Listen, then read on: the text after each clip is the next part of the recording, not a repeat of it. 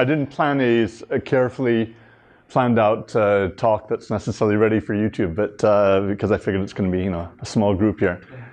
But no, I mean, I've been talking about these things for a while, so I'll just get right into it now. So the title of my talk is a holistic ethical framework, building a holistic ethical framework and the role of rationality and intuition towards the prevention of suffering. So the starting question, perhaps, is why ethics and how can we use ethics to change the world? Now, as I was talking just earlier before we came up here, I've been actually interested in this whole idea of ethics for years before I ever heard about effective altruism, maybe before effective altruism existed. So I was working on a book, which I didn't even know was going to be a book about ethics. It was a book basically trying to understand why there's so much suffering in the world and to try to answer this very basic question, what matters? And as the book evolved, I realized that it was actually going to be a book about ethics, because ethics is, in a sense, about what matters and how do we set our priorities. And I knew right from the beginning that it had to do somehow with suffering, that ethics is directly connected with suffering. In the book, I developed ideas about free will, the fact that we live in a universe that's really the product of physical processes. Things just happen, and suffering is being created in the world. And if we want to change things, we can't go about blaming, but we have to figure out how do we change the environment so that people carry out less suffering. I also discussed things like the identity. Does personal identity really exist? And in the book, I related these ideas about determinism and the illusion of personal identity to the bigger question, what matters and how do we actually apply ethics to the world. So the book came out actually in 2011, and the title of the book is The Battle for Compassion. And since the book came out, I became exposed to the EA community. And it was really interesting because when I was writing the book, I didn't have a lot of contact with people with similar ideas. It was only when the book was nearing completion that I discovered the work of David Pearce, and I discovered the term negative utilitarianism, and I realized, okay, this is it. This is the philosophy I believe in. But after the book came out, I was invited to give a talk in Basel. I met the suffering-focused effective altruists that were based in Basel at the time. And over the years, I've had a chance to, let's say, confront the ideas I developed with ideas of effective altruists. And it was interesting to see how much convergence there was, how much the ideas in my book converged, especially with people within the effective altruism community that are focused on reducing suffering. What I also found was that there are ideas in the effective altruism community that aren't necessarily suffering focused, and I also found that there were ideas that I thought were not as rational as people might believe they are. And I'm actually working on a new book now. I've been working on it for a couple of years, on and off, and I'm hoping to get it out this year. And a lot of the ideas I'm going to be talking about in the book, which is very much about this topic. What is the interplay between rationality and intuition in ethics? And is it possible to develop a holistic ethical framework that reconciles the intuition and the rationality in what I like to think of as something of a dance between rationality and intuition that sometimes it's not really clear who's leading. So, yeah, how can ethics actually? I find myself questioning this as well, because we look at the world and on the one hand, we think, well, the world really could use a lot more ethics. And then on the other hand, we see how the world actually works, and it seems like ethics doesn't really have much of a role in political decision making. This is the room where the Human Rights Council meets at the UN in Geneva. But I think there are some very important ways that ethics has a role to play. And just within the effective altruism community, we can see how the values that we believe in and the ethical framework we use can have a lot of influence in where we set our priorities and where we advise people to devote their resources, where we would like charities to focus, and where we would like people to devote their philanthropic efforts. And an ethical framework also has a role to play in the kinds of in how we would like decisions to be made at the political level. So, even though most politicians are not directly applying ethics, if we can make a rational case, especially on a one-on-one basis with influential people, and show them what we think the priorities should be according to a rational ethical framework, we have a chance to influence policy. And then there's also at the level of artificial intelligence, the kinds of values that are embedded into artificial intelligence might have a very important role to play in how the world develops. Of course, it depends whether you believe that artificial intelligence will really take over the world and leave humans behind, or whether humans will still have a dominant role in steering how artificial intelligence is used. There are different opinions about that. Whether there's going to be some sort of singularity, or whether all of that is more science fiction. But regardless, even at the level of the classical example of self-driving cars, there are ethical principles that need to be developed. But it could be something much larger than that. What are the sort of underlying principles that go into powerful general AI? Okay, so that's kind of a background. Now, in ethics, in philosophy, in ethical philosophy, it's very common to use words like ought, should, right, and wrong. And one of the points I've been developing in the book, and a principle I think is very important in being very rational about ethics, is that these words don't always have the meaning that we think that they do. And I think the misuse of these words, or the use of words like ought, as if they have a very objective meaning, can lead us astray in our ethical arguments. It's as if we're looking for an ethical theory that can tell us exactly what we ought to do. And I would say that doesn't really have an objective meaning. Now, I think the word ought can be used in some very specific ways. It can be used to as a reflection of what our intuitions are, what our moral intuitions tell us. It can be used for persuasive purposes. When we tell somebody that what they ought to do, we can use it as a way of appealing to their own moral intuitions. And in a more precise way, the word ought can refer to a specific ethical theory and say, well, according to this theory, this is what if we were following this theory, this is what we would do.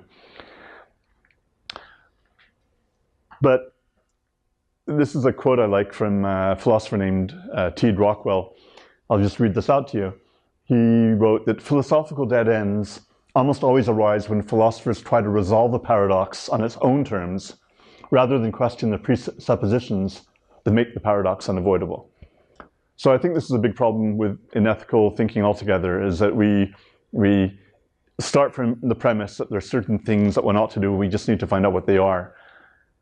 If instead we think rather in terms of phenomenology, we just think of basic things like feelings and emotions and thoughts, and apply logic to those, and get away from the typical terminology of moral philosophy, like words like ought and should, we might free ourselves up to get to arrive at a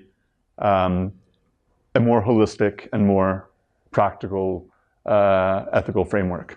And as I go through the talk, I think this will be clear. Now, one of the most important concepts, I think, in in ethics is this idea of urgency, and specifically the urgency of intense suffering. Now, the word urgency isn't used that much these days in ethics. The term urgency typically is used where we have, let's say, a limited amount of time to do something. If we don't do it within a certain amount of time, the opportunity will be lost. But I think urgency is a very significant term to use, and when we associate it with suffering. So you could say, well, we don't need to use the word urgency. We can just talk about intense suffering, and that really captures what we mean, or the idea of suffering itself is sufficient. But I would argue that by attaching urgency to intense suffering, we're giving it a moral value or an ethical value that it doesn't necessarily have otherwise. So there's a direct relationship with intensity of suffering and urgency, and I would argue that it's this sense of urgency that makes suffering, and especially intense suffering, the focus of what ethics is ultimately about. Now, what makes us care? I'm going to try to avoid using the word should altogether, but what is it that makes us care? At one level, it's something just very natural. There's the affective empathy we feel when we confronted with somebody else's suffering, being exposed to someone's suffering and bursting into tears, the feeling that we want to come to somebody's help, whether it's another human being or an animal, almost automatic. It's a direct emotional reaction. But we can also arrive there through a more logical approach, and that's by thinking in terms of a personal identity, or the lack of personal identity. And what this diagram is meant to show is that personal identity is something of an illusion. So the typical sense of identity that we have, that we're each individual human beings that are separate from one another, and we each have our own separate identity that's continuous over time, that's known as closed individualism. But empty individualism is actually metaphysically more correct. It's this idea that we have different consciousness moments, and each moment is almost like a different individual. So we're not actually the same person that we were 10 years ago. We don't have exactly the same identity. Our identity is not as separate from that of somebody else, is not as separate as we think. And I gave examples here of Arnold Schwarzenegger back in 1970 when he was a bodybuilder, and then in 2009 when he was governor of California. In some sense, he wasn't quite the same person. On the other hand, the other example is two identical twins who they occupy different spaces, but in some respects, the activities of their brains are very similar, and in some respect, they have very similar identities. So when you think of identity like that, you realize that we're not as separate from one another as we might think. In fact, the suffering that happens somewhere else is as if it's suffering that's happening to you. And when you look at it like that, all of a sudden, all the suffering that occurs in the world is as important in principle as suffering that you were experiencing yourself. And all of a sudden, it becomes just as important to relieve suffering elsewhere as suffering that you yourself are experiencing.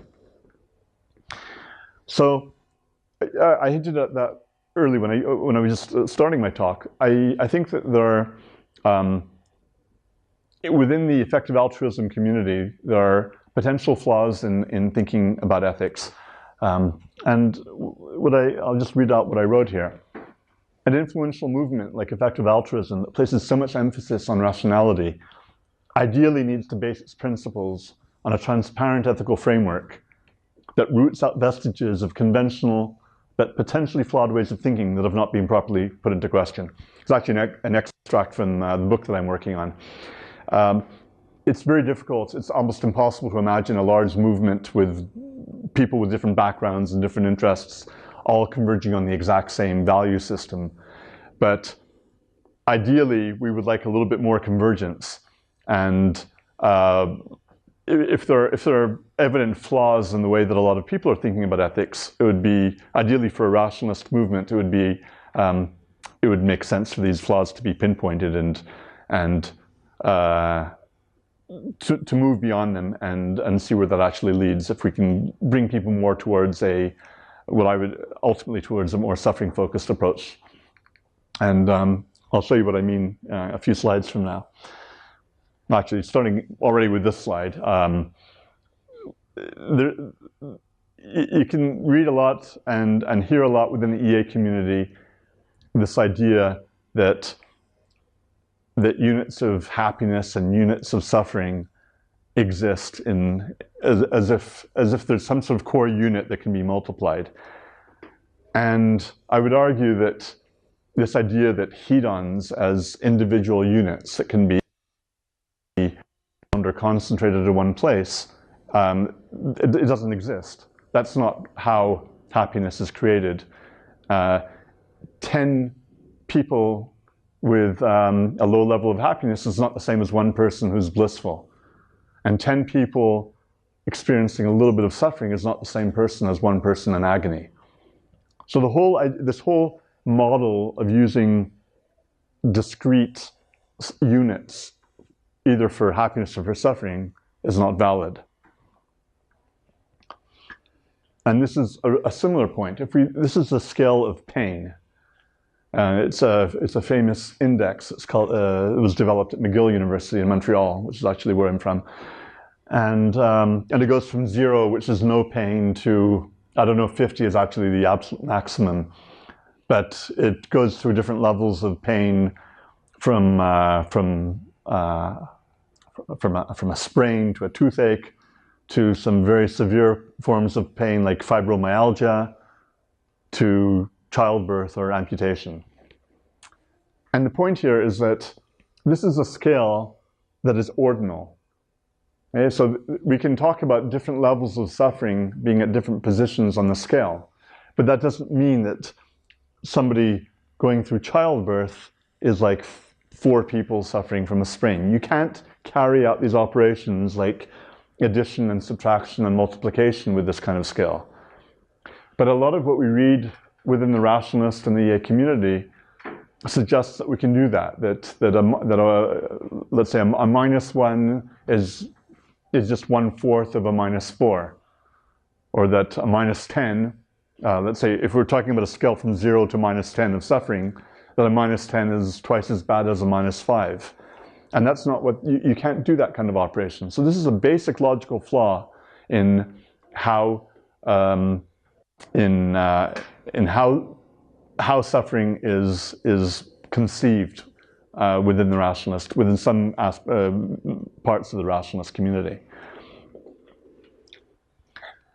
And another related point is this whole idea that we can aggregate across a whole range of hedonic states. Now this is typical of classical utilitarianism. This idea that we can take a whole bunch of people within a population and actually extract one single number from this mass of people that represents the overall utility of that group. And I would say that's nonsense, because you lose critical information. If you have somebody who's suffering extremely, you can add on a lot of other people there, but one single number is not going to represent that entire situation. The only way to represent the situation is with an entire curve, not with a single number. So again, aggregation is not a useful operation, in my opinion. If we're interested in looking at different degrees of suffering within a population, we'll lose all that information if we just try to sum up. This is it's part of an animation from a short film that I made based on my book, and this represents visually actually a quote from David Pearce, who said in his hedonistic imperative that no amount of happiness or joy experienced by some organisms can notionally justify the indescribable horrors of Auschwitz. Basically, if you have even a single person who's suffering intensely, you can't balance that out by adding lots of other happy people. And that suffering never goes away.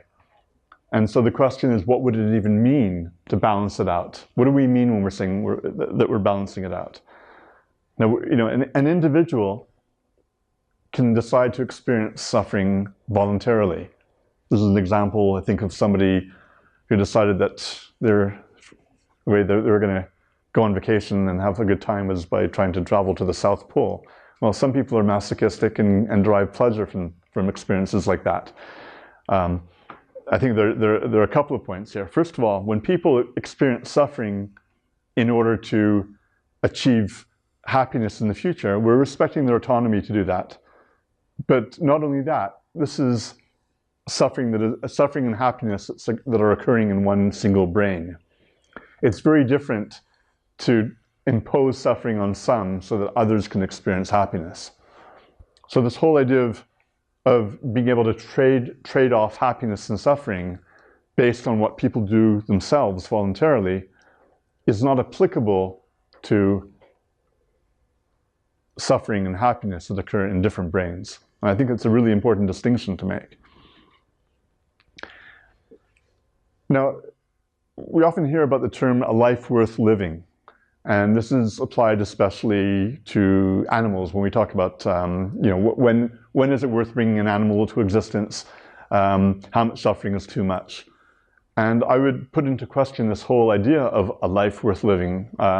Once you accept that you can't balance out suffering with happiness, I would say that if you take an animal, if it has to go through any kind of extreme experiences of suffering, at that point, talking about a life worth living is no longer a meaningful term to be using. So I guess it's obvious here. I'm trying to advocate for a different way of thinking about ethics. It does away with certain expressions or concepts that I don't think are actually rooted in very clear concepts. So just a couple of points here to sum up what I'm saying about ethics and intuitions. If we act as if enough happiness outweighs even extreme suffering, we're yielding to our intuitions. And to the extent that we just follow our intuitions, ethics is less prescriptive than descriptive. We're just talking about how people actually act than saying that this is how things ought to be. And so we can't actually claim to be carrying out rigorous utilitarian reasoning when we use these concepts. So I was talking about the idea of a life worth living. Here's another concept which I think is misused, and that's this whole idea of intrinsic value. What do we mean by intrinsic value? Does a human being have an intrinsic value? Does an animal have an intrinsic value? What do we mean when we say that? A human being can attribute value to things, and a human being can attribute value to things that make them happy. But is there intrinsic value in the sense that it's something that we need more of? See, I would argue that there's no urgency. There's no urgency or imperative to increase value in this sense. So we might value other human beings because we appreciate them for ourselves, and we might also we might value an animal and say, well, we don't want to kill animals because we appreciate them being alive. But that's quite different from saying that there's some sort of bring more value into the universe, value in the sense. You know, where is there an urgency to fill the universe with happy beings? You know, if those happy beings already existed, we might say, okay, well, we value, we appreciate those lives. We don't want lives to end. But that's quite different from seeing an urgency to fill the universe with happiness. And this becomes very important when we start looking at what our priorities should be. Do do we feel like there's actually any need to create more happy beings in the universe when there's extreme suffering that's already occurring? So this is exactly the point I'm trying to make. If you imagine some sort of empty planet, would there be any need to fill it with life? I mean, you could say it would be a nice thing to do, but do we need to do it now? Could we wait a couple of years to do it? Could we do it in 100 years? Is there any moral urgency to fill this empty planet with life? You know, there are lots of planets in the universe and they're doing just fine without anything happening there. On the other hand, whenever there's a case of intense, extreme suffering, there's an inherent urgency to do something about it.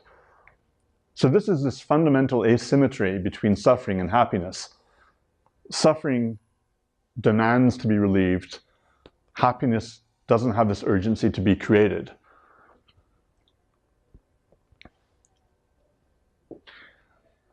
So if we take these ideas, where does that lead us if we want to create some sort of a holistic ethical framework that we can actually apply to the world? Because even if we think that there's no need to create happiness, we have this very strong intuition to, first of all, to be happy ourselves and to see other people happy and even to bring new beings into the world who will be happy. So how do we reconcile these very strong with these apparently conflicting ideas that can come from, I would say, a more rational way of thinking about hedonics? In my book, The Battle for Compassion, I came up with the idea of NU+, and I've since added an X to it. And let me explain what I mean by that. This is not, let's say, a precise ethical framework that will tell you what to do in every single situation. It's more of a way of thinking about ethics. And let me go through the different characters here. So U is utilitarianism, but not in the sense of aggregating across many different kinds of hedonic experiences. It's simply trying to optimize impact using numbers. So it's a kind of consequentialism that tries to be more precise, but looking at hedonics and trying to use numbers wherever we can, but without the flaw of aggregating and trying to extract single numbers from complex situations. The negative, that's good old negative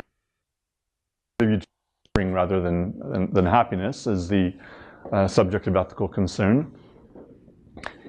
And the X refers to extreme or intense suffering. Okay? Now this doesn't mean that other suffering doesn't matter. It means that extreme suffering has a certain quality to it that other kinds of suffering that don't have. But I don't mean by this that we ignore moderate levels of suffering as well. It's basically just to, you know, some people have criticized negative utilitarianism by saying that, oh, it means that it's more important to reduce the minor irritation of a dust speck in the eye than create happiness. And my point is that, well, there's some kind of suffering that's actually trivial. You know, let's not get distracted by things like that. Let's focus on the things that matter, and especially the really extreme suffering in the world.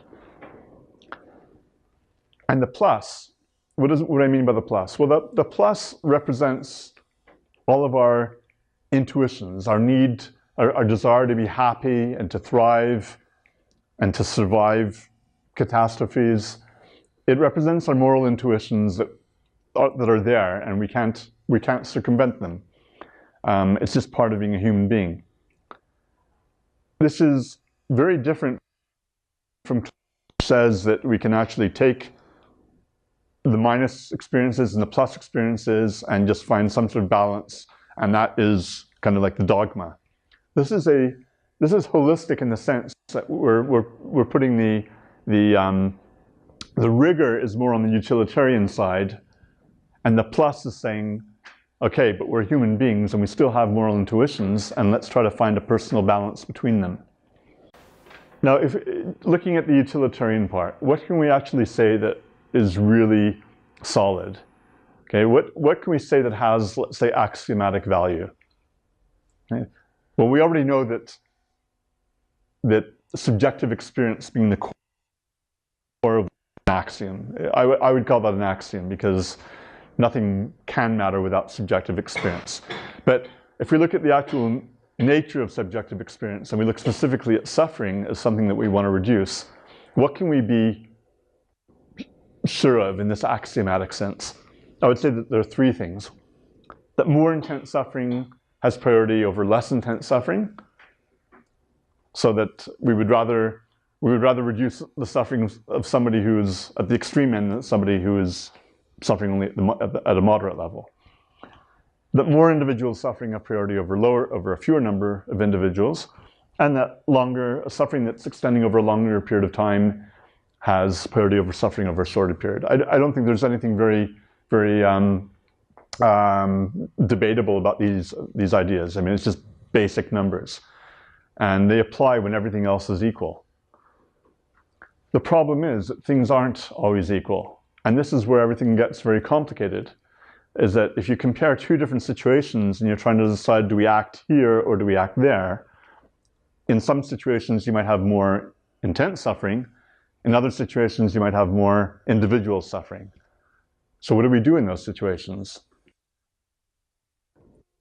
There's no way around using our intuitions to help us make decisions there, because just pure rationality is not going to solve the problem for us. We're asking something from rationality that irrationality can't do. Now, sorry for this upsetting picture, but what I want to illustrate is that the extreme suffering of an animal that's being tortured in public is a very different, much higher degree of suffering than people suffering headaches. And although some effective altruists have said that our big problem is that we have scope and sensitivity. If we can really picture the idea of a very, very, very large number of people suffering from headaches, we would say that counterbalances or is more important than the extreme suffering.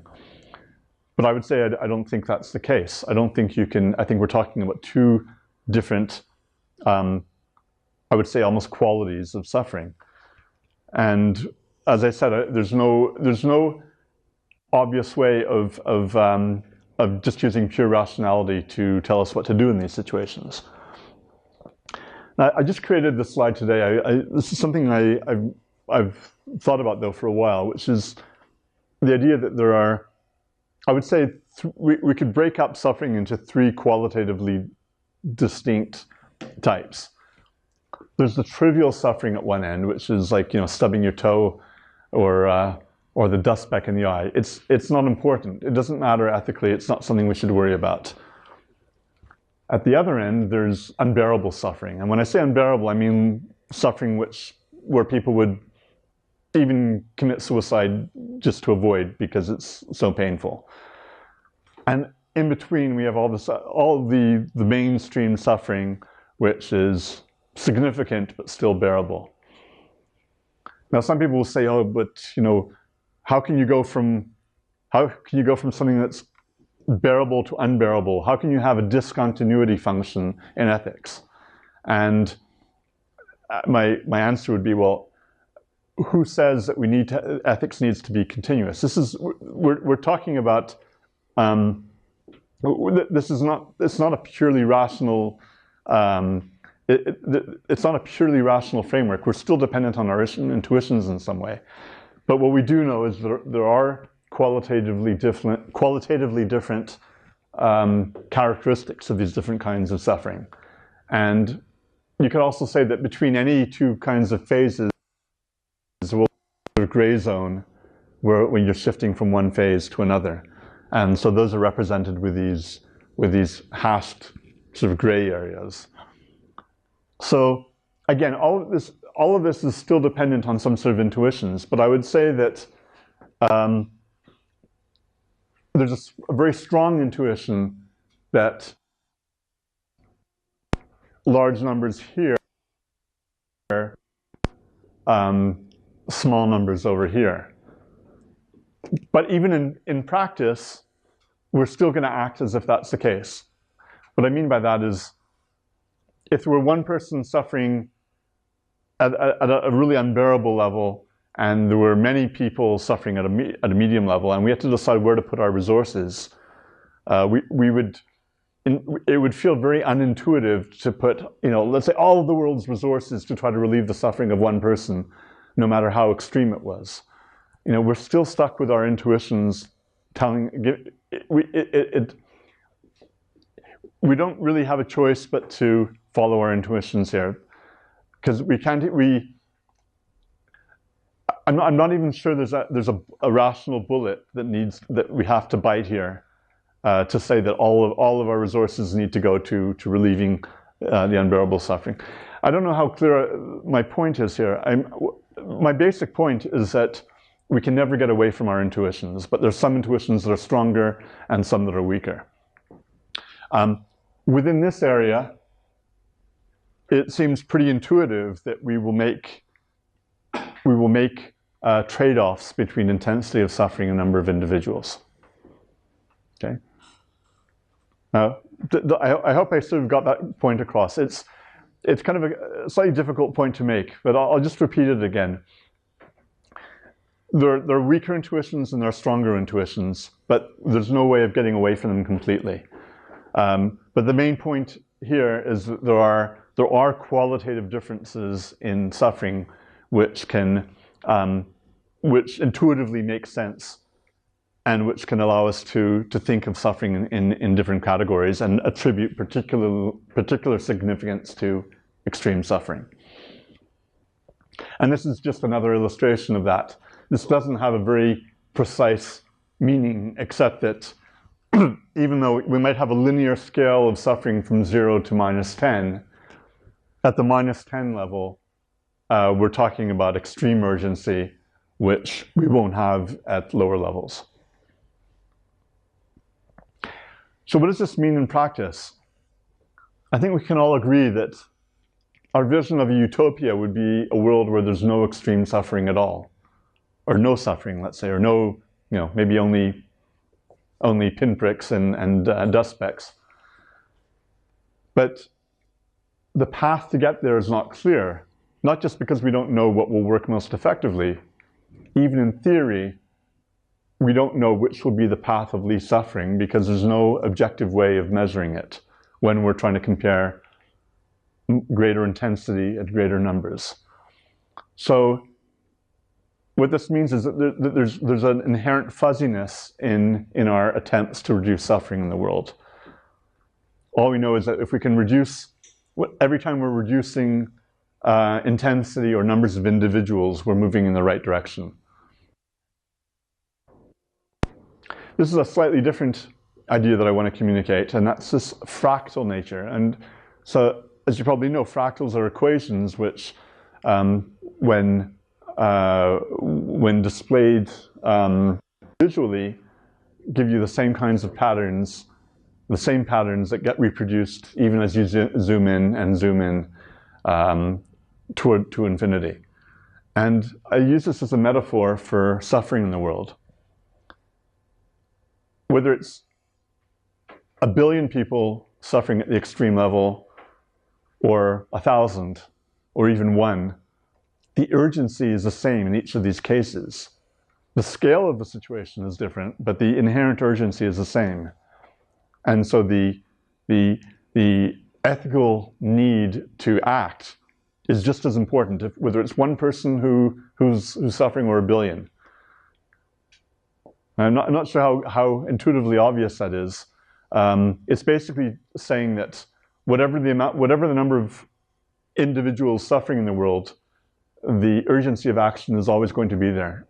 As long as people are suffering or animals are suffering, especially at some sort of extreme level, there's work to be done, and it doesn't matter how many there are.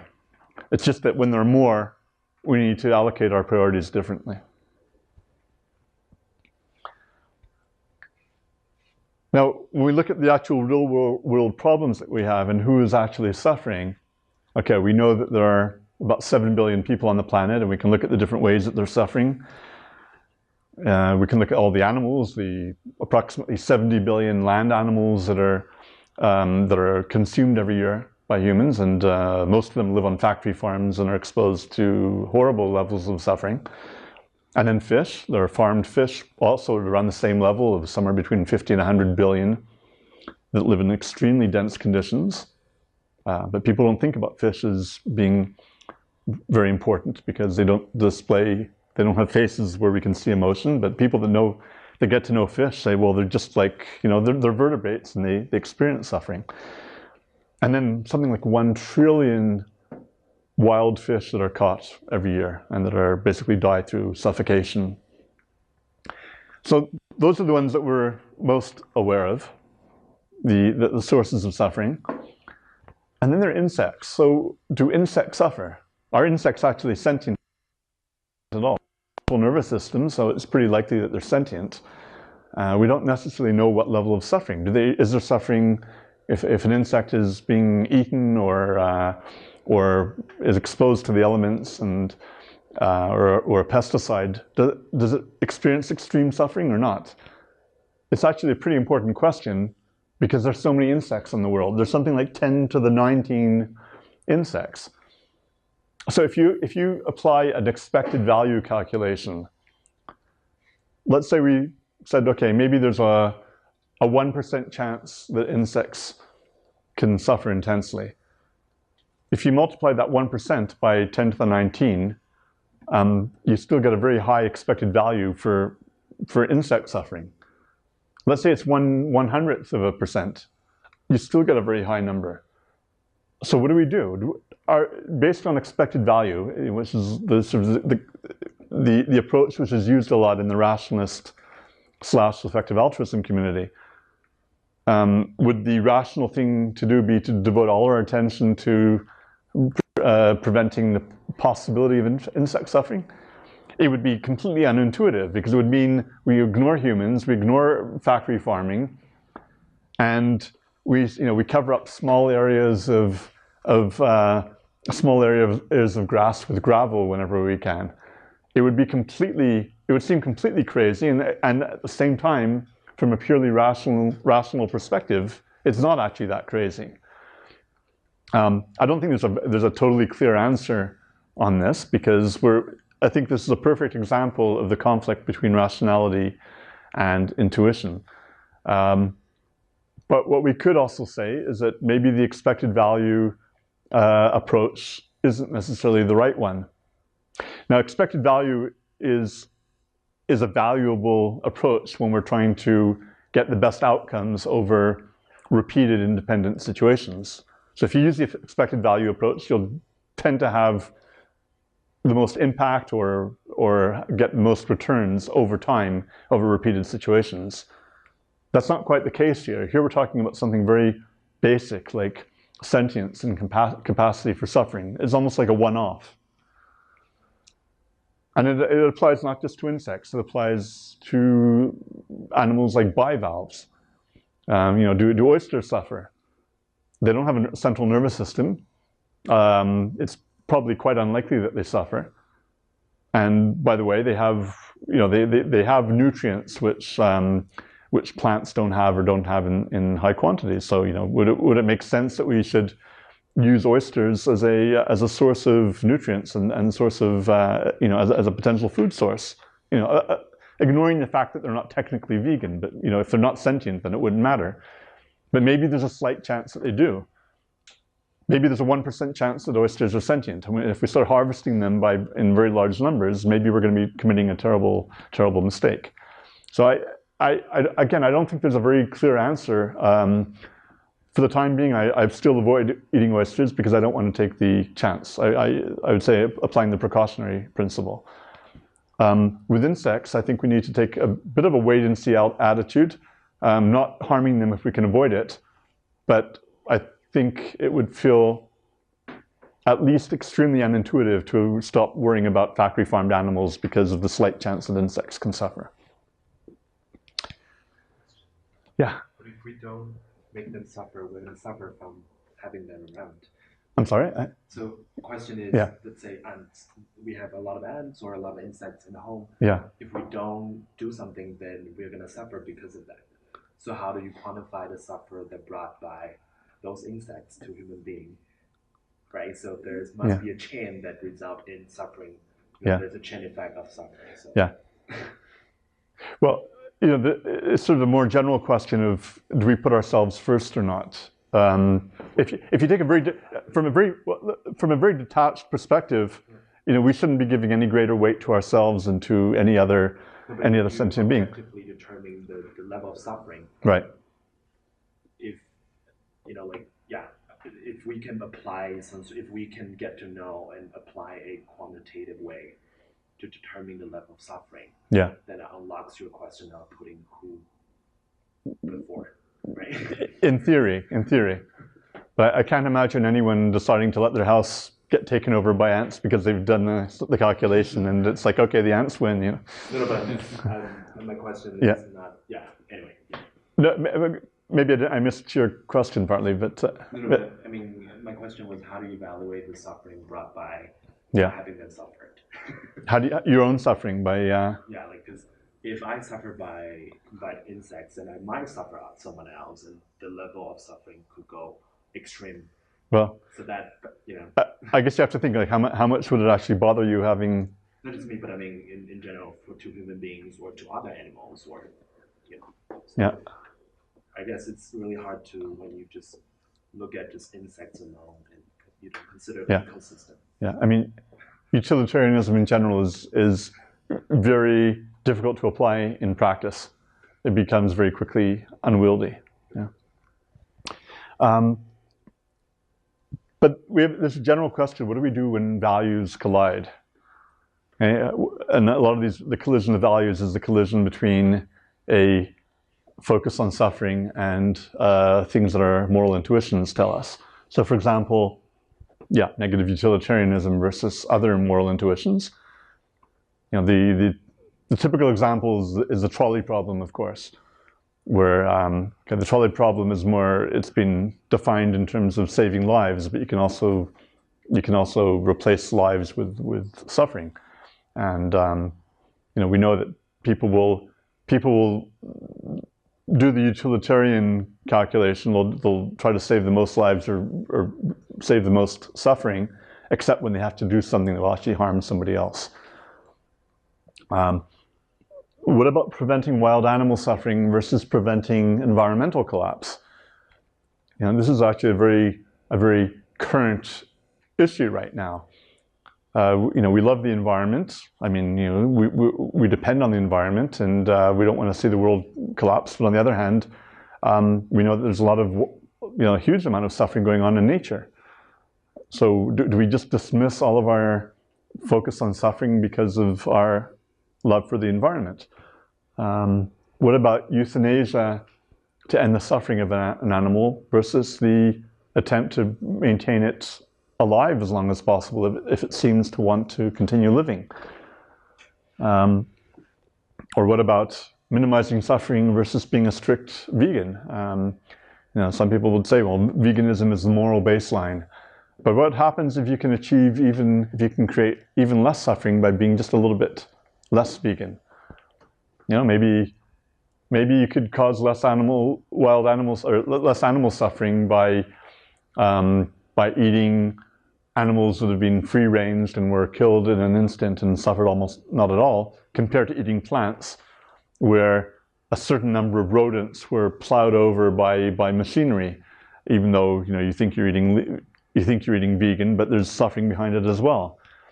It's not a trivial concern because there's actually a difference in values between pure veganism and a more utilitarian approach to reducing suffering. This is a paper that came out earlier this year, based in Barcelona, Katja Faria and Eze Paez, and basically they came to the conclusion that there's a fundamental incompatibility between animal ethics and environmental ethics. Well, let's get back to this question. What do we do? Do we want to preserve nature even if there's suffering, so much suffering contained within nature? And it seems that the most practical approach is not to try to oppose environmentalism, but to say, okay, we want to preserve the planet, but let's also keep our minds on the future on ways that we can actually reduce suffering in nature, especially when it becomes technically feasible through through the use of genetic engineering and CRISPR technology to try to perhaps reduce pain perception in wild animals. Perhaps this is something that can be done on a pilot scale, and if it works, to some people will say, okay, we shouldn't be touching nature. Nature is, it's pristine. We're outside of nature, but we're not outside of nature. We are part of nature, and every sentient being matters as much as any other. So if there's an opportunity to relieve suffering, I would say this is something that we should do if we can do it without completely upsetting the ecological balance. I think it's a much more practical approach than trying to promote policies that would be wildly unpopular and that would be very strongly unintuitive as well. There's a problem that you might have heard of called the poor meat eater problem. So what happens if we save people's lives, save children's lives in Africa, and then they end up going on eating a lot of meat and causing a lot of wild animal suffering? On the one hand, we're looking at total suffering and saying, okay, maybe this is not what we should be doing. On the other hand, it sounds it goes very strongly against our moral intuitions that we should let human beings die because we're concerned about the amount of suffering they might cause. Would we want to live in a world where we let humans die? So again, the practical approach would be, let's save lives and let's try to promote veganism in the world. And that seems to be really the only reasonable way that doesn't go strongly against our moral intuitions. This slide is really meant to show two different ways of approaching activism. You can start on the left-hand side and say, okay, like the world is full of suffering. I want to be a full-fledged negative utilitarian activist and aim to abolish as much extreme suffering as I can. But I've got these constraints. So I need to accommodate the constraints of moral intuitions, other people's moral intuitions, and my own need for self-care. Or you could start from a different perspective. You could say, okay, I'm first and foremost a human being with the desire to thrive, to be happy, to survive into the future, and also not to harm other individuals. But from that point, I want to be as effective as possible at reducing suffering. These are actually two very different perspectives, and I actually find myself also, depending on my state of mind, switching back and forth between them at times. I find myself a lot happier when I start from the green side, but when I look at the amount of suffering in the world, I sometimes think that my role should be more starting from the left. What I would like to think is that with either approach or either mindset, we will arrive at a similar kind of result. Although I think that looking after ourselves first is probably a more viable approach. And it's probably a lot better for our own mental well-being. And I think we'll be a lot more effective as activists if we start from a position of self-care and then try to be as effective as we can. I'm going to go through a list of some of the major causes of intense suffering. I don't know if there's anything obvious I've left off the list.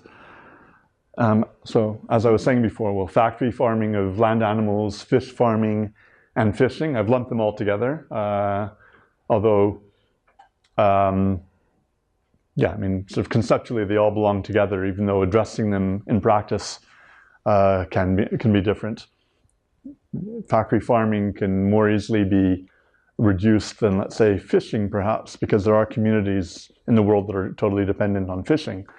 And so if we want to try to phase out fishing, we need to find economic alternatives for the people that fish. But it's probably the same thing as well for farmers who are currently raising animals and who need to be perhaps provided economic incentives to switch over to plant-based agriculture. Wild animal suffering. I don't know the exact figures, but it probably exceeds all the other sources of suffering. When you think of the way that wild animals suffer from, well, probably most of them are eaten by other animals, and then there are the elements.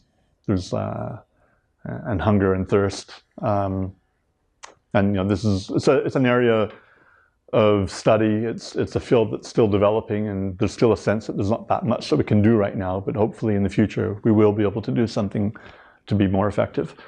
All the various diseases that afflict humans, and in particular, inadequate pain relief. I was talking with a few of you beforehand about the problem of access to morphine, especially in lower and middle-income countries, and it's a problem that affects millions of people, especially people with terminal cancer, who are unable to access a basic medication like morphine that is very effective. But also in the U.S., where people with chronic pain have been taking opioids for years and are being kicked off because of a misguided approach to the opioid crisis. So this is a huge source of suffering in the world, people who are in great pain and aren't able to access medication. Major depression and mental illness, it's extremely widespread. I think, when we sometimes don't realize how many people are suffering from depression, especially in our developed Western societies, where everybody is meant to maintain a brave face, and a lot of people are suffering inside. And it's a huge problem that needs to be addressed.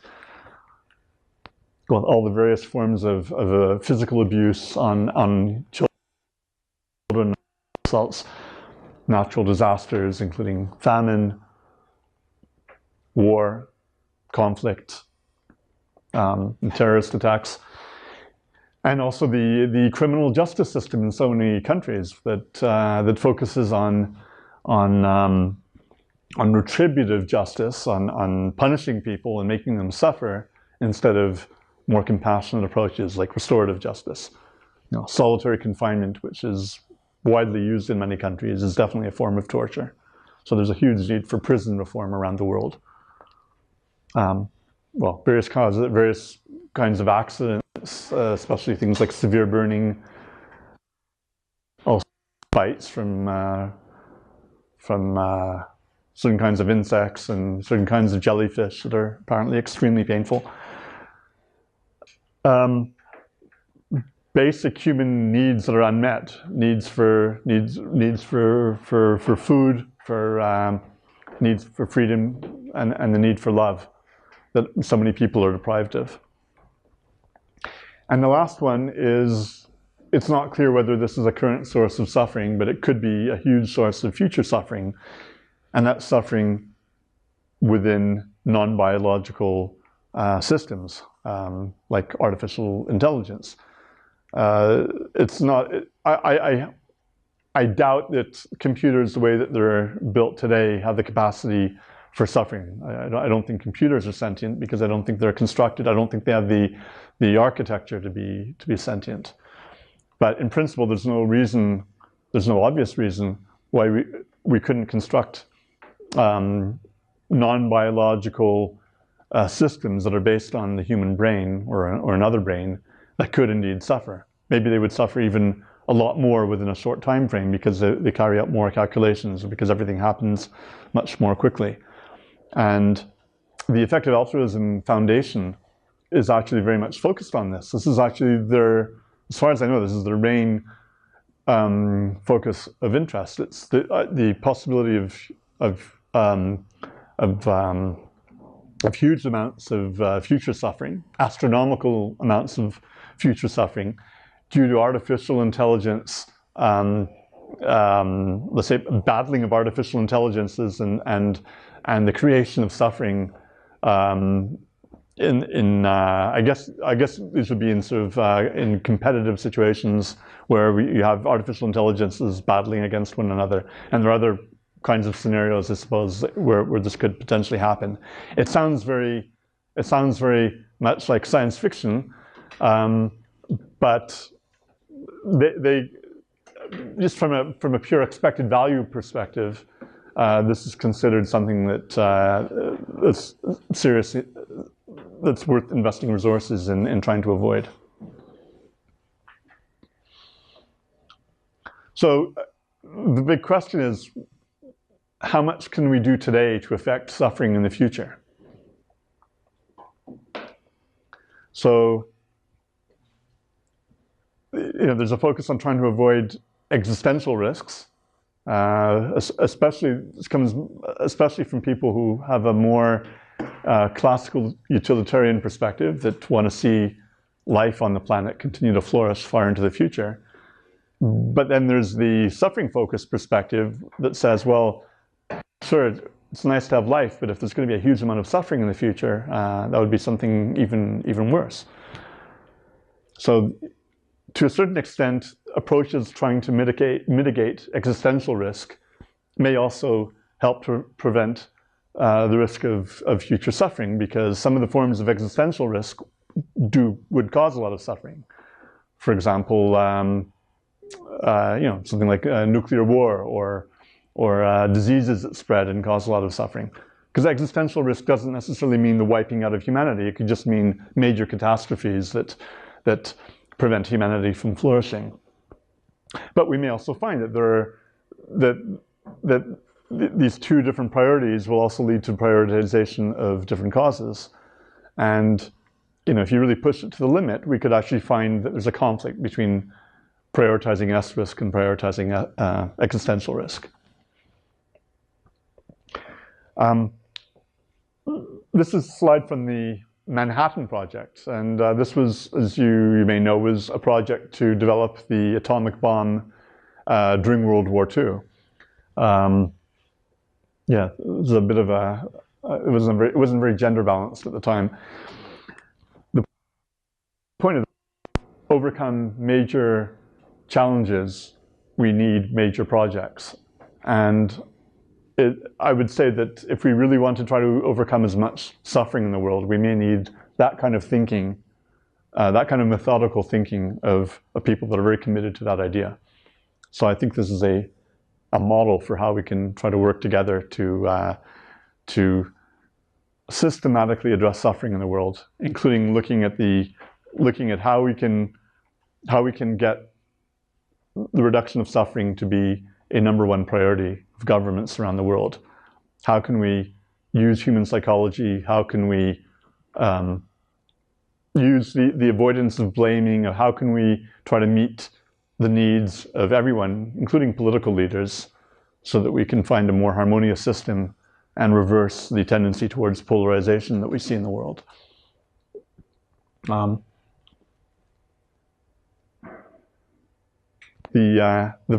One of the principles of effective altruism is this idea that we're limited. We're limited in the resources that are available. And in a certain sense, that's true, because there is only, even though there's a lot of wealth in the world, there's only a limited amount of it that's being used for philanthropy. And so from that perspective, it makes sense to use. But we can also think in terms of this idea of having a very strong will and trying to overcome the limits in resources. And the quote from Gandhi, I think, is very inspirational. Strength does not come from physical capacity. It comes from an indomitable will. So I think that although we have to use our resources wisely, I think there's also a place for more inspirational thinking. How can we be more creative in overcoming these huge challenges we face and mobilizing more, not just resources, but also more people power? This is a slide that was taken from a friend of mine in London, and it's from the Extinction Rebellion movement, which is it's massive, and it's galvanized so many people because people see a threat to our existence on this planet. And I think we need to use this kind of this raw emotion and the energy that is being mobilized right now by this movement. It's an ecological, environmental movement, but it's also one about human survival. And if we can combine this kind of energy with the ethic of reducing suffering, I think we will have an opportunity that we need to take full advantage of, because bringing people together around a common cause is one of the most powerful ways of affecting change.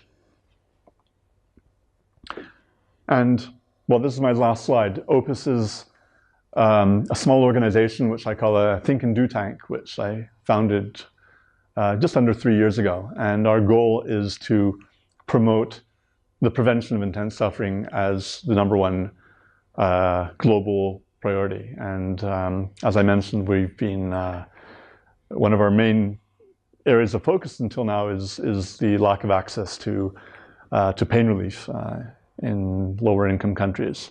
But our larger goal is to promote the ethic of non-suffering at the highest levels, and to push for that kind of ethic in all levels of governance, including global governance.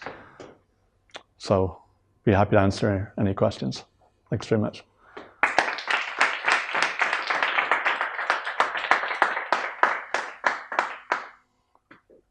Yeah. Yeah, I have a question.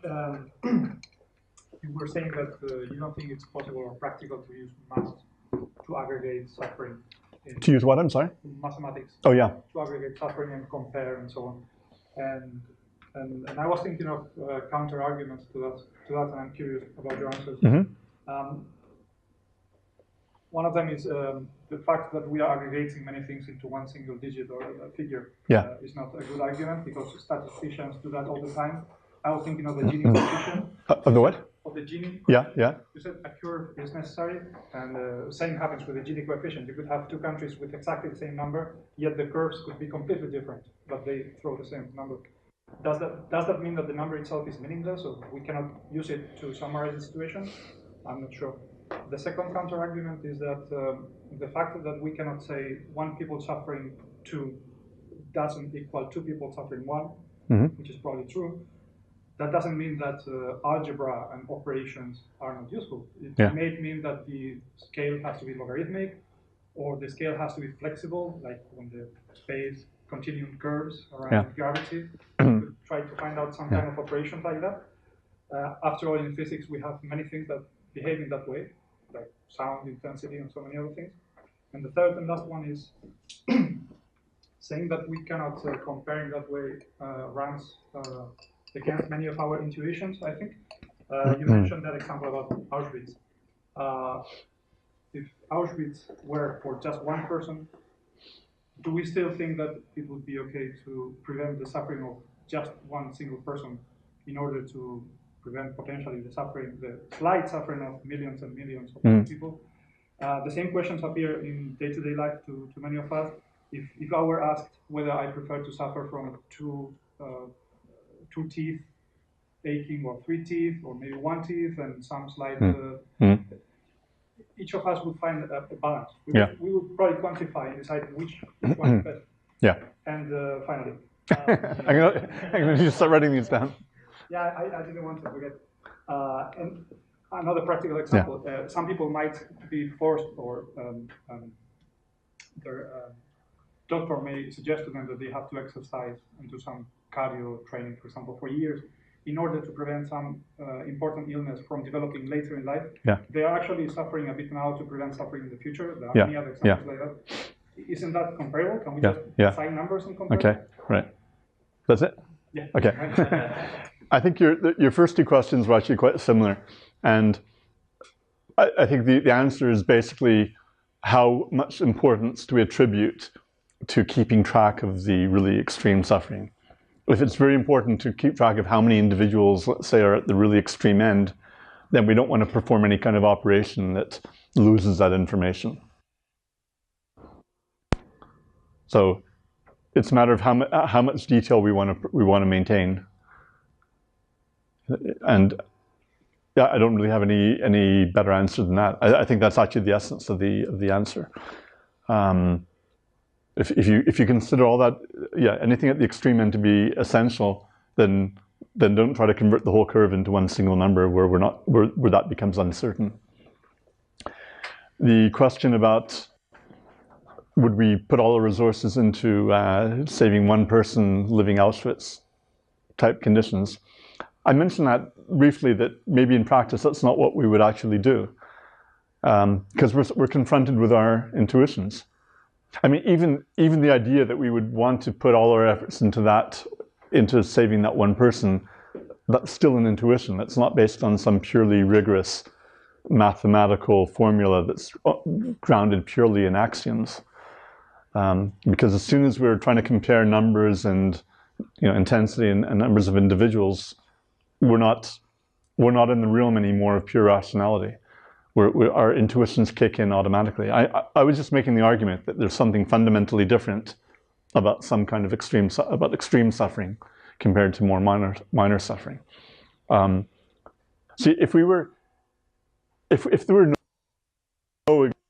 were no existence, or if we were trying to decide, should we recreate life on a new planet, I would say, if there's going to be anyone suffering that kind of level of suffering, then don't even do it. It would be like, one example I give is like trying to, coming out with a new, car manufacturer coming out with a new model. And it's an amazing car and it drives really well, but every million cars explodes spontaneously. It's like, okay, well, go back to the drawing board until you can get that right. Just as I was saying before, there's no urgency to create happiness. There's no urgency to create a new situation where people are suffering at that level. But that's not the situation we're in. We have a situation where we have this planet and we have this whole mix, and we're trying to do the best that we can. And we're confronted with our own intuitions. We're confronted with the fact that most people in the world also want their own needs to be looked after. You wouldn't find most people agreeing to put all the resources of the world to help just a few number of people if it means that their own living standards are dropping. So in practice, and this applies also to any kind of political platform that's meant to reduce as much as possible intense suffering, we still need to look after the needs of everyone. They're not incompatible, but it does mean that the resources will have to do a little bit more of a spreading out of resources. We can't put all the resources into just helping a few, because even people who think about ethics and who agree with these ideas would say, yeah, well, it's a balance. And sorry, did I cover your last question? What was that again? Yeah, the fact that we face those... Oh yeah, but what about somebody suffering, being told to suffer a little bit now so they can reduce future suffering? Well, remember, if it's the same person making a balance, I mean, that's quite different from imposing suffering on somebody else. It's a kind of delayed gratification. A little bit of suffering now for more happiness or less suffering later. And to the extent that people value their future person, their future identity, that's something that people would be willing to do. People that only care about the present and don't care about the future end up suffering more. Yeah. Okay, go ahead.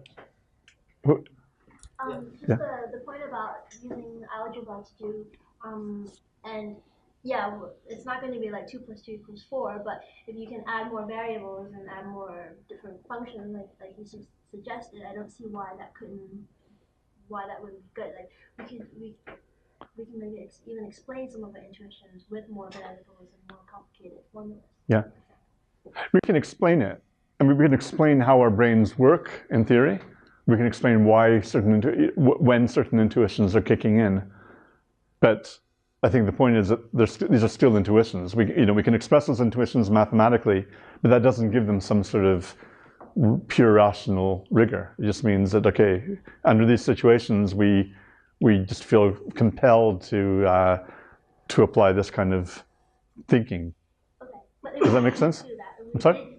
If we did come up with a formula to explain our intuition, yeah, would you still object to that just because it's been... I mean, I'm not really objecting anyways. I'm just... I think we need to be clear about when it's our intuitions and when we think... We need to be aware of situations when we think we're being very rational and it's actually our intuitions kicking in. I think that's really the key point. But we can't get away from our intuitions. But there are cases where, let's say, I mean, our moral intuitions, our intuitions about not causing harm to others, our intuitions about, you know, helping lots of people even if they're not suffering that much. Those are things that are very, we just, I would say, psychologically are not able to overcome them, and we probably wouldn't want to overcome them. The intuitions that we need to perhaps overcome are the intuitions that say that there's this need to create lots of happiness in the future, even if there's suffering. I mean, again, you can say, okay, well, this is something that would be very difficult to overcome, but if we focus in on the concept of urgency, we can shift our priorities towards what reason tells us, rather than our intuitions towards a more of a, let's say, classical utilitarian framework. So there are cases where I think we have to acknowledge our intuitions and not try so hard to try to overcome them, and other cases where we need to bite the rational bullet. Yeah. Yeah. So you made the argument that identity is somewhat of an illusion, right? And you made the argument to explain why we should care about the suffering of others, because if we care about the suffering of ourselves, etc. But then you said, okay, but in case somebody's imposing suffering on themselves, we should respect their autonomy to do that. Right. So can we flip the argument and say that, for example, if somebody wants to not exercise at all because they have hyperbolic discounting or something, and they're going to make themselves suffer in the future. Yeah. Since their future selves are different people, should we override their current behavior because we know they're going to affect somebody down the line that's different from that? Yeah. I mean, in theory, if the only thing we care about is consciousness moments, then we wouldn't be looking at personal identity at all, and we wouldn't be respecting autonomy at all. But I think it's just one of the concessions we need to make to living in a society. I think there would be a lot more suffering that would be caused by not respecting people's personal boundaries and right to make decisions for themselves. But it's a gray zone, because it's accepted that governments will impose certain kinds of laws, and that will actually prevent people from harming themselves. And one example, of course, is we have to wear seatbelts. Some people resist against that, but I think most people are generally okay with that. There's a book called Nudge, which I've read part of it. It's basically about how governments can encourage people to make decisions that are better for themselves without actually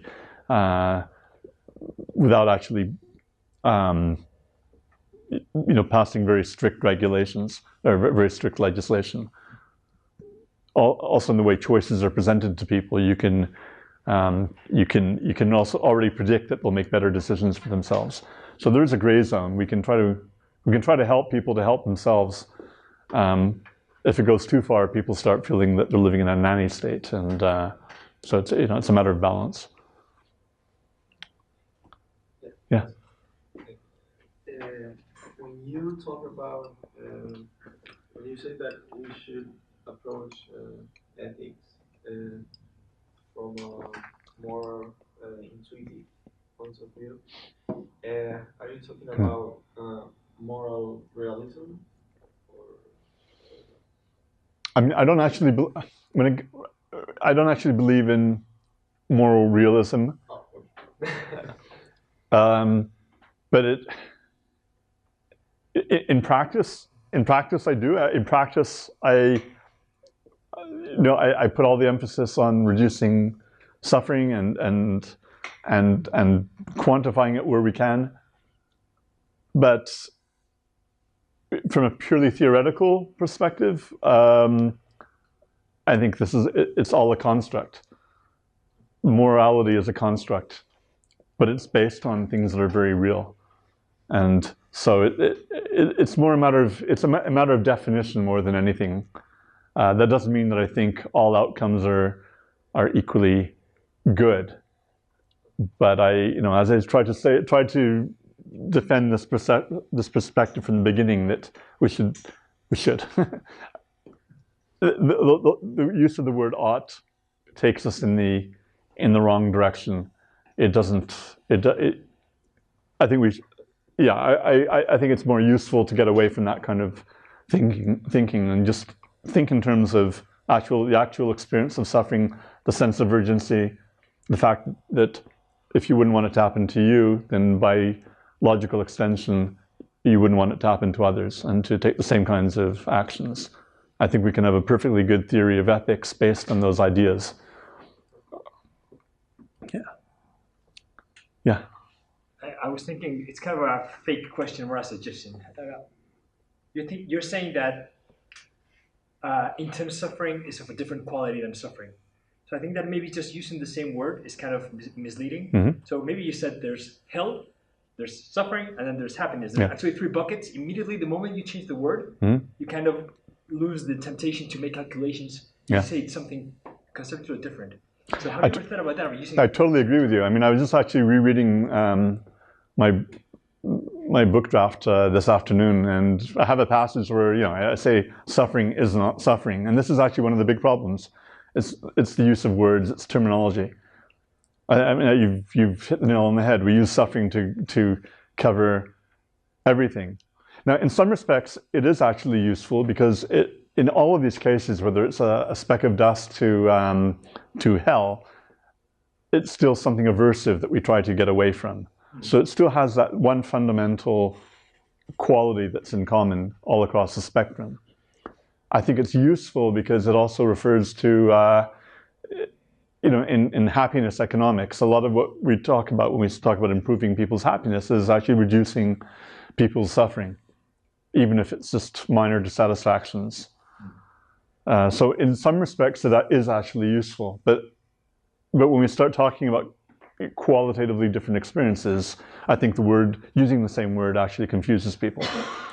So there's something to be said for using a different word, using hell level of suffering, and maybe we can still use the word suffering, but use it as a qualifier to make clear that it has aspects that are different.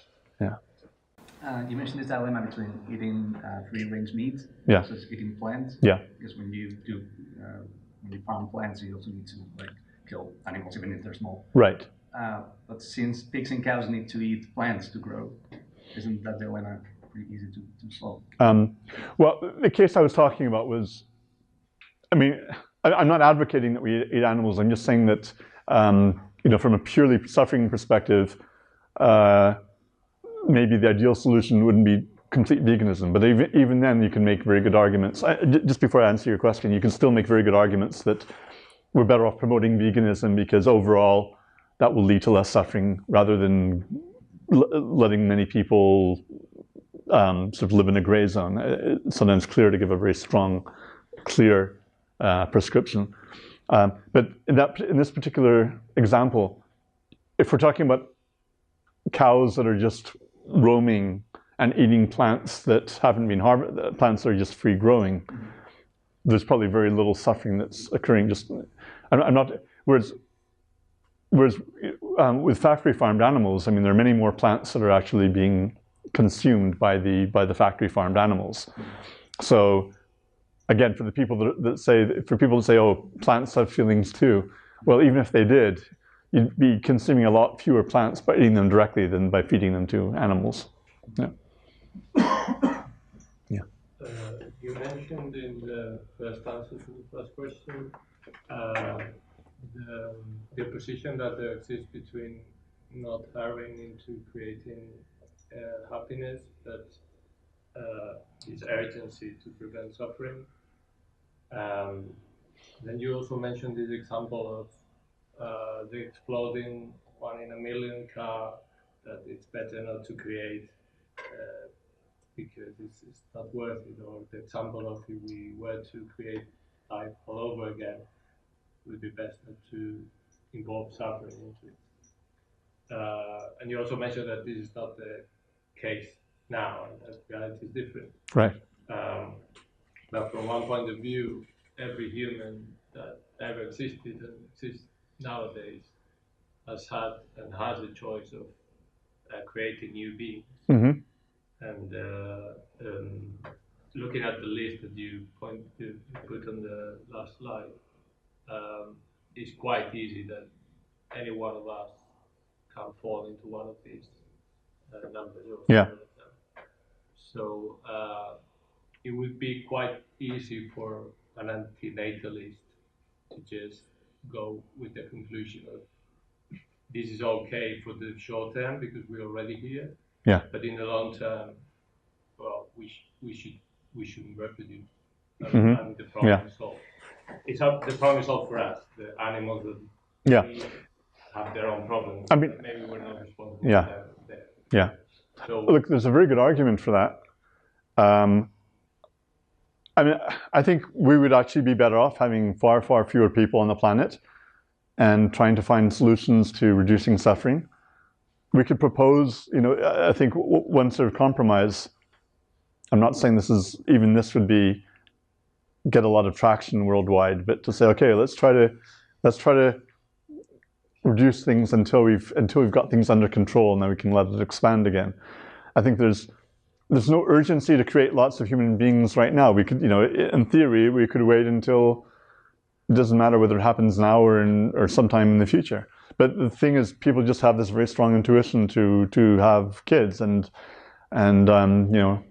if you want to respect people's autonomy, you don't stop them from. The problem is not their autonomy; it's the autonomy of the being that is created. That should supersede the autonomy of the procreator. I'm sorry, I didn't quite follow the autonomy of the new being that. Yeah, I guess the created being should be taken into account, and since you have the choice to procreate or not, you should refrain from doing so if it's almost 100% sure that the being is going to suffer. Yeah, although it's debatable because most people that are alive are actually happy to be alive. And happy to continue living, which is actually one sense that you put it. If life is worth living. Well, I mean, and some people distinguish here between worth continuing once you're alive and worth starting. You have to be born. I mean, which is quite important in this because otherwise well, I mean, it shows that we're not very rational beings because we all take by the fact of existing we expose ourselves to the risk of extreme suffering, and yet we continue living because we have this very strong. Yes. It's imposed. That distinction is important. Yeah. And I may want to continue living, but I'm for sure certain that I don't want to impose. Yeah. Because maybe they want to live, but why would I know what they want? Yeah. I mean, I basically agree with you. Our whole problem is that ethics is useless.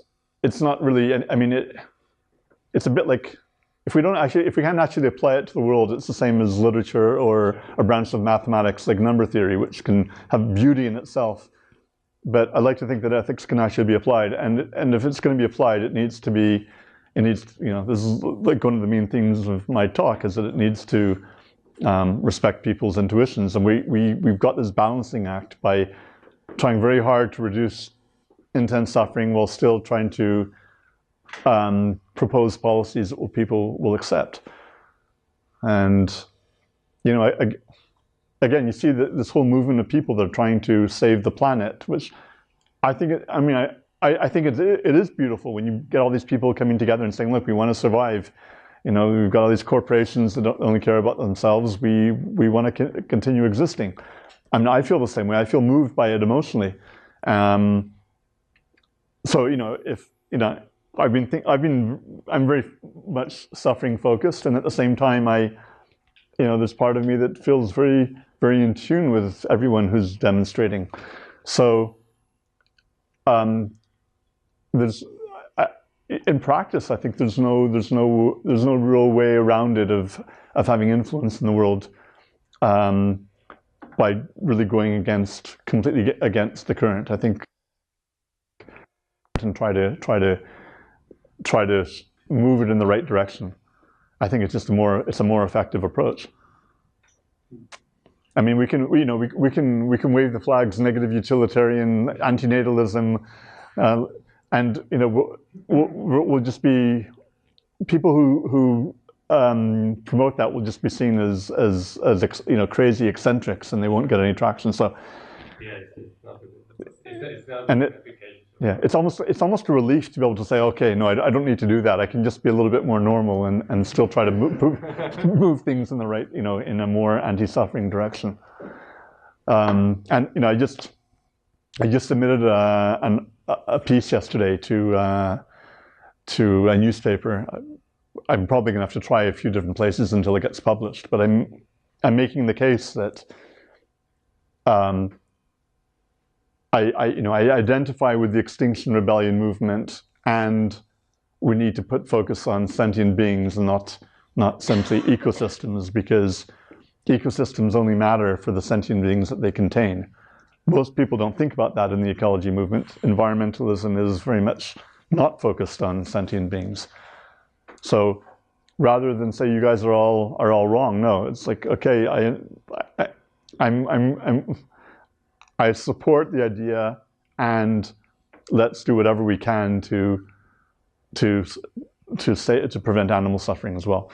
And if humans disappear off the face of the planet, the animals will still be there. So if we're ever going to reduce wild animal suffering, they're going to need us to be there to do something about it. So it's actually it's a rational strategy from that perspective as well. Yeah. I was thinking, when you consider negative utilitarianism as the basis for an ethic framework, I think at least from my perspective, I would consider it only part of the equation, in the sense of we are not here just to feel good or feel bad. We are here to do interesting things. And so if you consider only a hedonistic point of view, you're kind of missing some value in the equation. Okay. Like you want to, I don't know, it's probably an intuition. Yeah, well, but then I would ask you, okay, you're saying we're here to do interesting things. Yeah. First of all, you could ask, why are we here all together? I mean, we just kind of appear, we just are here.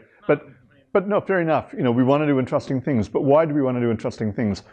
If they didn't give us pleasure, would we still find them interesting? Probably yes. I'm not so sure about that.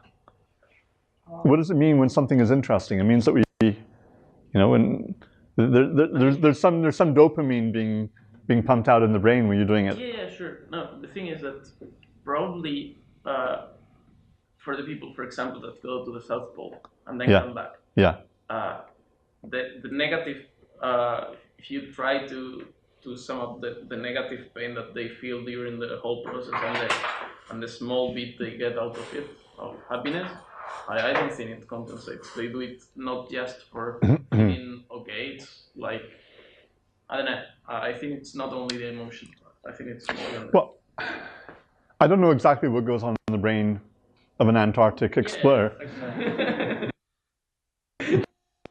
The very fact that they're motivated to do it, even though there's all this physical pain, but the fact that they're motivated to do it says something, I think, essential about the hedonics, because I think the hedonics are somehow very closely related to the impulse. Yeah. There's a sort of basic attraction avoidance mechanism that most organisms display, and if somebody finds themselves attracted to the South Pole, somehow there's something net positively hedonic that's going on in the brain that says I'm willing to put up with it, because they could always turn around, right? Yeah. So that's why I think that kind of suffering, what I would call voluntary suffering, because they have a choice, is of a different quality. I mean, at some level, they're saying, yeah, this really, I can't feel my toes anymore. They're probably going to have to be amputated. That doesn't feel very good. But somehow, I mean, maybe it's some sort of pathology, but there is still, I'd say that kind of suffering belongs in a different category. No, my point is that if you only took into account feelings or something, then you'd probably not do things that require perseverance and do not pay off so well. If what? I'm sorry? You wouldn't do things that require quite a lot of perseverance. Yeah.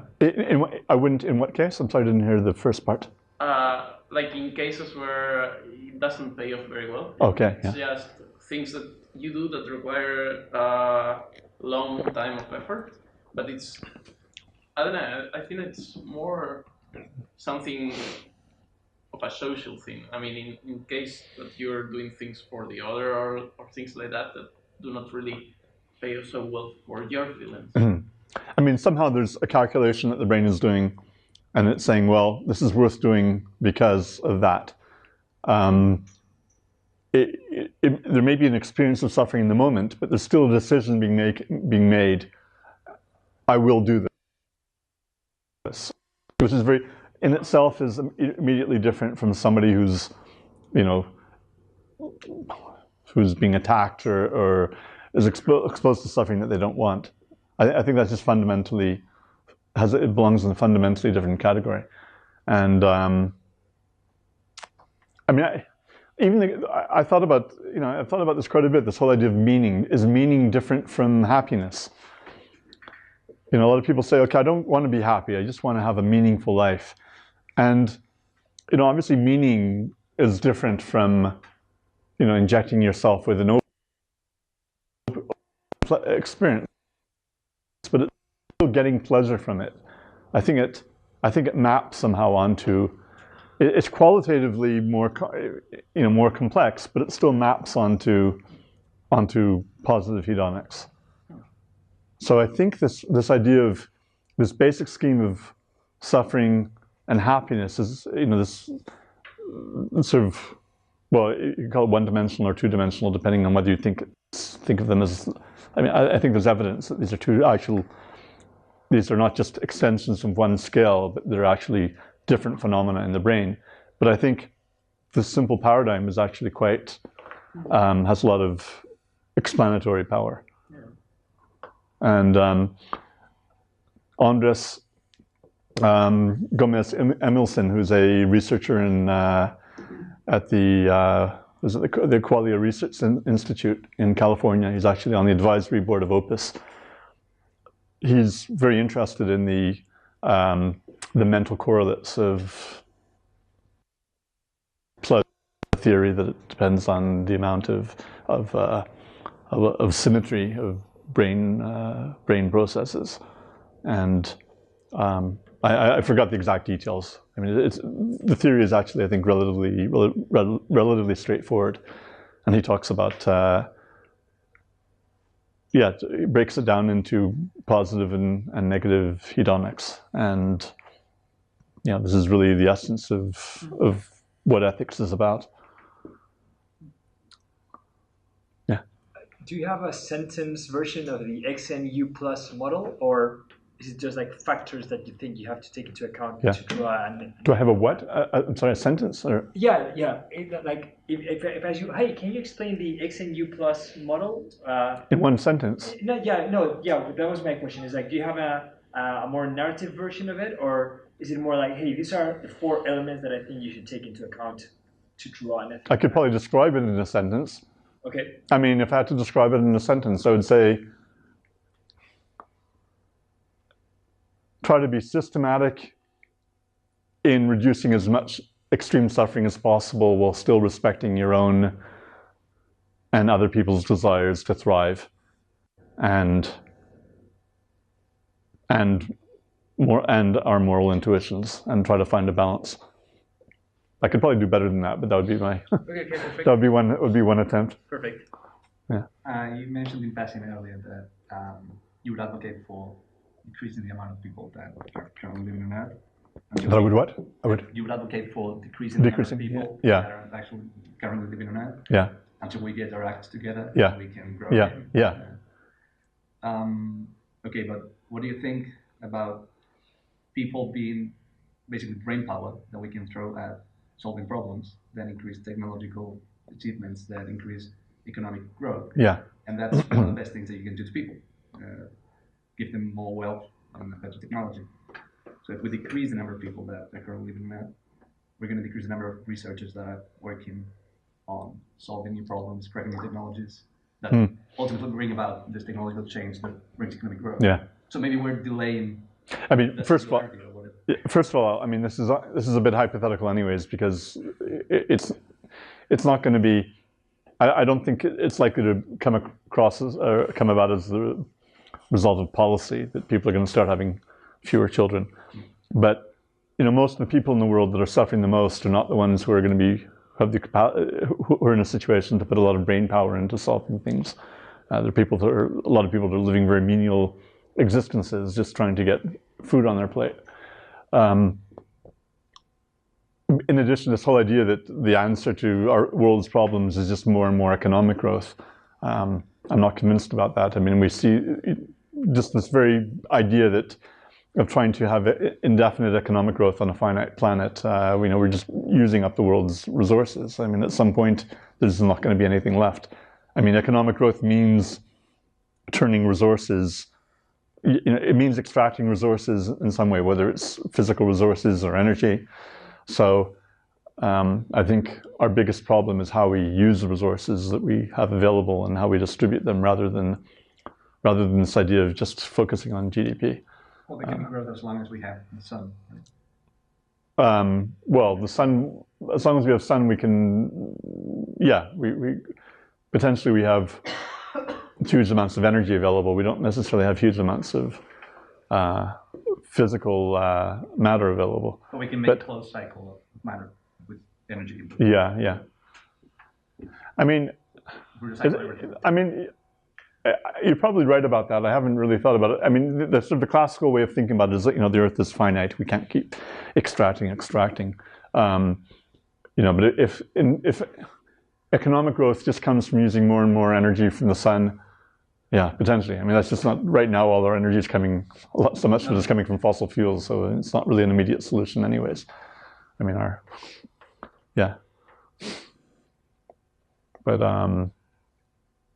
yeah, I mean, these are all really, these are all sort of ideal solutions. I mean, the world is so messy, and the